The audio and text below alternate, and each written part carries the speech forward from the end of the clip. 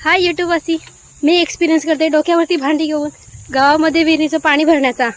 चला बघू कसं भरलं जातं गावी विहिरीचं पाणी. निघालो आम्ही विहिरीवरती. गावी प्रत्येक अंगणाच्या कुंपणाला अशा प्रकारचं बांबूंची बेडी घातलेली असतात. हे पहा, अडचणीच्या वाटेची झाडं तोडून कशी पावसाळ्याची तयारी केली जाते. आमच्या घरापासून एक 5 ते 10 मिनिट चालत जावं लागतं, मग आपल्याला समोर विहीर दिसते. हा छोटा पूल आहे जो विहीर आणि पलीकडचा भाग यांच्यामध्ये घातलेला आहे, कारण विहिरीकडे जाण्यासाठी मध्ये आपल्याला एक व्हाळ पार करावा लागतो आणि पावसाळ्यातून या व्हाळाला खूप जास्त पाणी असते. बघा कशा गावातल्या बायका विहिरीवरती पाणी भरण्यासाठी आल्या आहेत. विहिरीतलं पाणी काढण्यासाठी प्लास्टिकचं कॅन कापून त्याला पोखरून त्याच्यामध्ये रस्सी बांधली जाते आणि त्याचं तयार केलं जातं काढणं. ते काढणं विहिरीमध्ये टाकून त्याच्यातून पाणी काढलं जातं व आपली भांडी भरली जातात. आणि ही बनवते मी टॉवेल पासून चिंबूळ. टॉवेल पासून चिंबूळ बनवून ती डोक्यावर ठेवून त्यावर भांडी घेऊन गावी सगळे पाणी भरतात. एकमेकांच्या डोक्यावरती हांडे ठेवून निघालो आम्ही पुन्हा घरच्या दिशेने. असं भरलं जातं आमच्या गावच्या विहिरीवरती पाणी. मे महिन्याचे दिवस आहेत म्हणून पाणी थोडं जास्त लागतं.